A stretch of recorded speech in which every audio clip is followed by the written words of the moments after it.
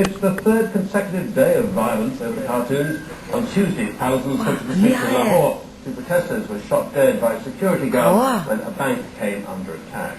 Our correspondent Barbara Fett is on the line from Islamabad. Barbara, these demonstrations seem to be spreading and growing.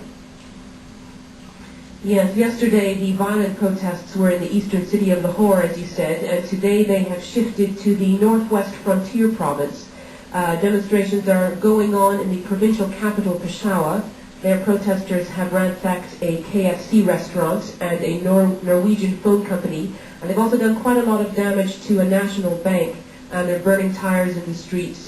Police are using tear gas and batons, and we are getting reports of injuries, although we haven't confirmed any deaths. Another town also in that province called Tank, there have been demonstrations and it's still quite tense. Protesters there set fire to more than 20 shops selling CDs and DVDs, and the policeman was injured by a gunshot. Is it simply the cartoon issue that's behind this?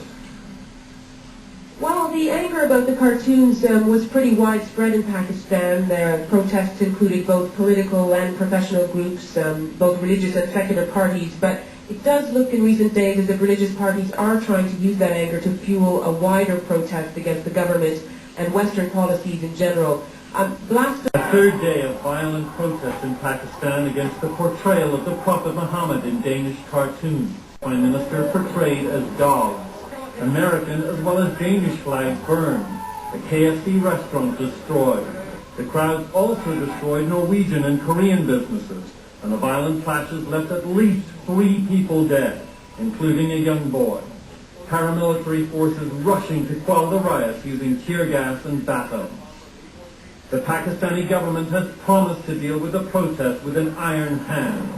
But the anger over the cartoons that many Muslims consider blasphemous now appears to have merged with a more general demand from traditionalists in Pakistan to fight back at what they see as the increasing Western influence in the region.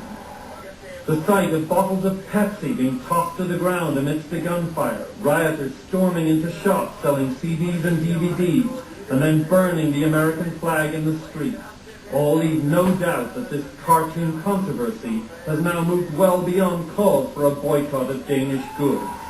All of this may have eliminated much of the goodwill built up over the past few months by American efforts to help after the devastating earthquake in Pakistan late last year. David Clinch, CNN.